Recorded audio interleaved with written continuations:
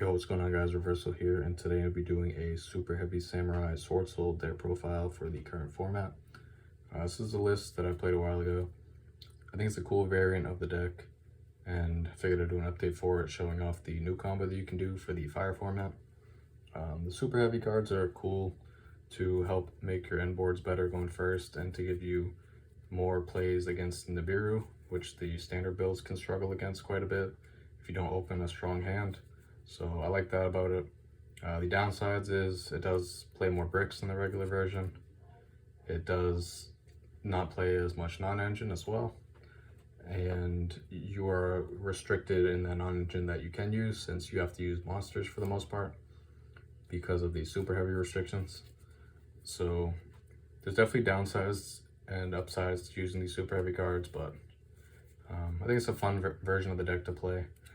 And whether it's better than standard or not, I'm not really sure, but rather than showing you a standard build, which you've all seen a million times by now, since it's really just the same thing over and over, just the non-engine kind of switches in and out based on the format. But figured I'll show this list off with the new combo at the end. So before we get into it, if you haven't subbed to the channel already, definitely do that and like the video. Both are free and they help out a lot. And feel free to leave any comments as well, what you think about the list or whatever. And if you're interested in this cloth playmat, check out Grimoire Accessories. Use code Reversal5 for 5% off. And if you're interested in the Dino playmat that you've seen in my other videos, check out Final Saga. Use code Reversal10 for 10% off. They have other stuff as well. I'll leave links to both in the description. So with that out of the way, let's get straight into the deck. I'm going to show, I believe, 43 cards here, but you're going to be cutting some of it to the side deck as well, so it's going to be a little less, or you can play the same amount and just add a few more non-engine cards to help that.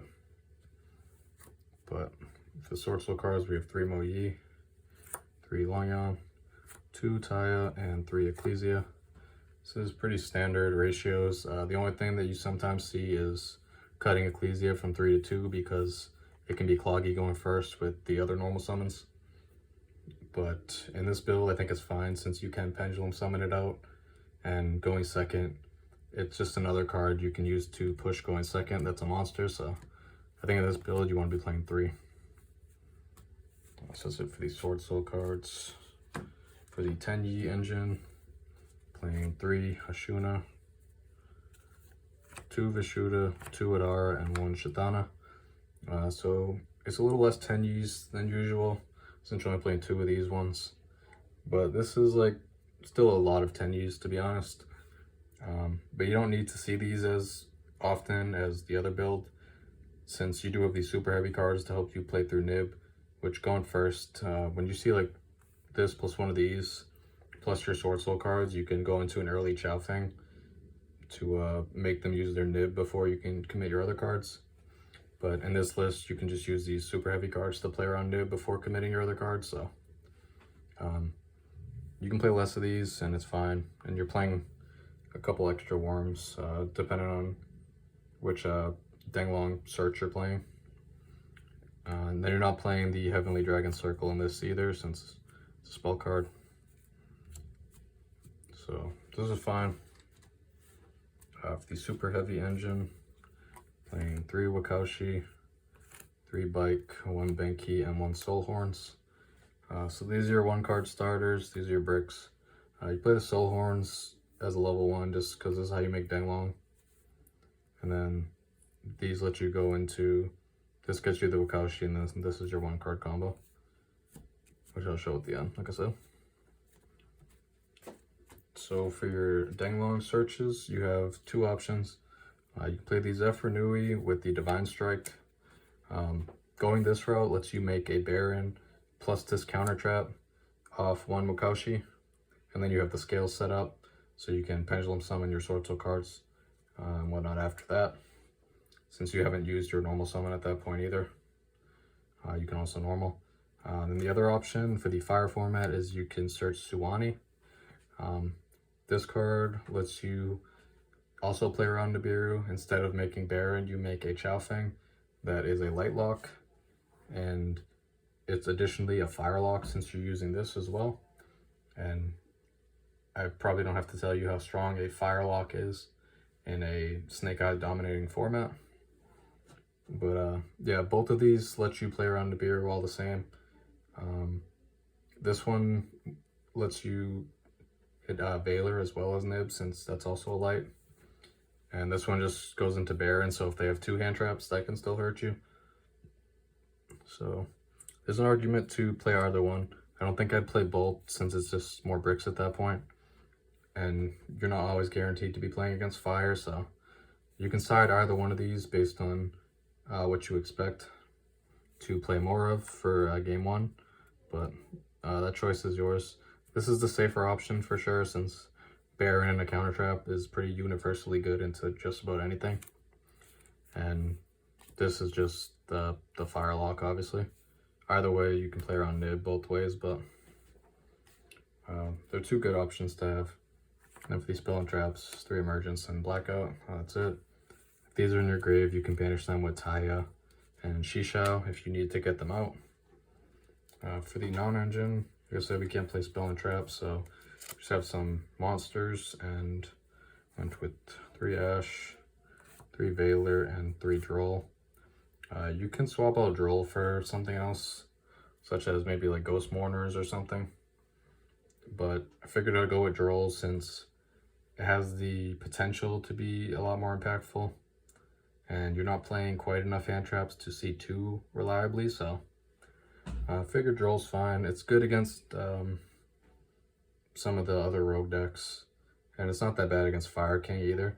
It basically turns the Fire King deck into pure Snake Eyes, essentially, but just it's like they're very base combos, which is like the IP board. But you could definitely swap that out for something else if you want as well, and side deck it. But this is just the baseline pretty much. So for the extra deck, we have 2 Shishao, 1 Drago Berserker, Cheng Ying and Sinister, and the Baron. So all like standard stuff. The Yang Zings, we got Yazi, 2 Baxia, Chao Fang, and Denglong. Like I said, I'll show the Denglong combo afterwards. And then for the links, we have 2 Monk, Shaman, and an SP. So the SP and the Denglong are like your 2 flex slots compared to like a normal Swordsoul list. This is all like the same stuff you see in every list. And then you have to play the Denglong to do some of the combos with the super heavy cards, and then SP I think is just good to have if you own the card. It can help out like floodgates and stuff. So if you don't have it, you can play something else like 3rd Monk or a Dragite. But I have SP, so I'm playing it. For the side deck, I'm going to show more than 15 here just to show you some of the options that you can use with keeping the super heavy restriction in mind. So we have 2 Pankratops. This is nice in super heavy decks, just as more backer removal, since you can't side in general backer removal when you go second as freely. So having cards like Pank is good to help out cards like Summon Limit, Anti-Spell, and stuff. And additionally, you have a card like Archfiend Eccentric you could opt to play as well if you think you need more backer removal.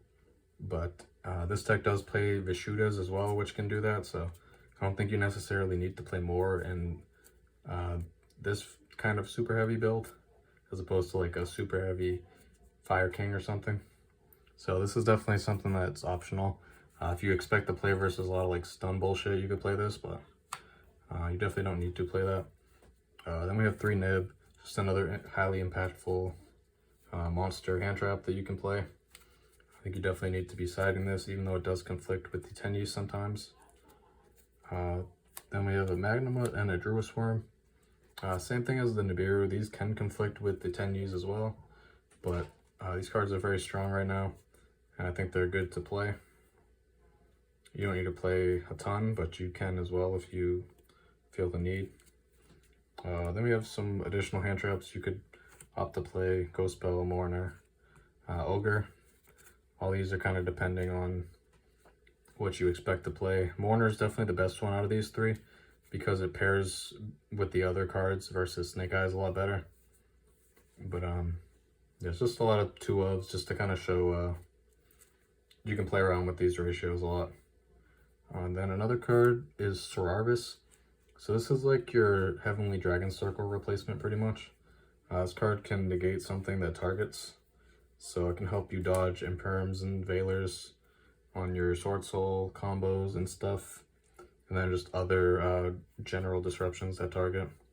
I think this card's really nice. There's an argument to even main deck it if you can make the space for it as well. But I wanted to mention it at least. And then we have something you can play, even though it's probably more of a going first card in this deck, which is Cosmics. It's just if you maybe run into a matchup where you have to side out these super heavy cards and you just need more back row hate for like a stun matchup or something, you can side these in. And then it's not like you need these super heavy cards sometimes to like combo, since you can just play regular Swordsoul, but I think the Cosmics are fine to include if you do want to play some form of back row hate that isn't like Pank or Archfiend centric. And then for the Floodgates of choice, I think Anti-Spell is the best one in this deck to stop like just whatever engine requirements your opponent's playing, starters, and then just other board breakers. And then we have the one Rivalry that you can opt to play as well, since this card is extremely strong right now. And if you end on just Worms and flip this, your opponent's going to have a really hard time. So yeah, that's it for the side deck. Like I said, it's more than 15. These are just a bunch of options that you can play. I would probably recommend for sure to play some of these, the Panks, the Nibs, and the Ghost Mourners for sure. And then you can kind of decide the rest based on what you expect to play against. So I'll show the combo real quick. Just like a basic with the one card. Obviously, if you have more cards in your hand, that lets you do more. But this will just be with the one Wakaushi. So you can scale the Wakaushi, use the effect to special it, and place the Benki in the scale. Then the Benki can search you the Soul Horns, equip it to this, use the effect, special it, and you're going to synchro these two off to go into Denglong.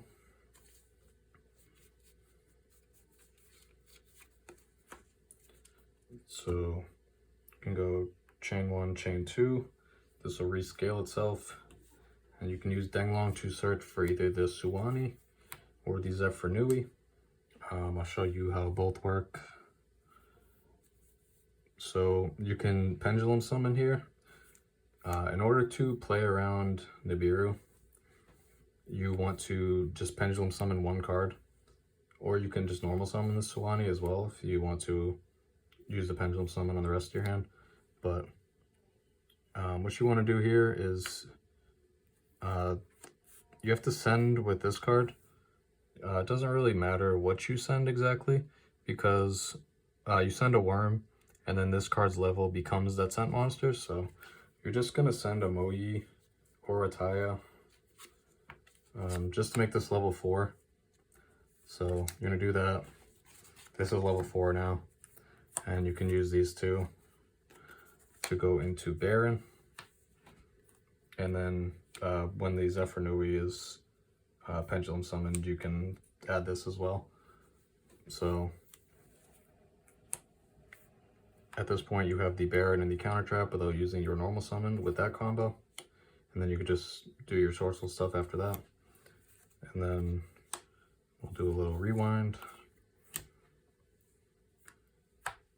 So instead in here, when you summon this, you're going to search for Suwani, and then you want to keep this as a level 5 with this combo, and you can either pendulum summon this or normal summon it, and then use these two to go into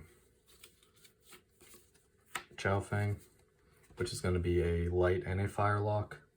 So whether you normal summon this or special summon this with the pendulum summon, you're still going to have the rest of your hand to play with. So you have the fire and light lock to protect from your opponent's fire cards when it comes to their turn, and then stuff like Nibiru and Valor don't work now. So say your hand was just Mo-Yi and random 10-Yi or something. Now you can either just normal summon this, reveal, and do like your combo freely. But yeah, some of the hands that you can get with this, with just like one Wakoshi and then whatever Swordsoul stuff, you can make some pretty crazy boards. And they're a lot safer because you do set up either this or the Baron very early. So yeah, that's it for the deck and the combo. Yeah, that's going to be it. Have a good one. Peace.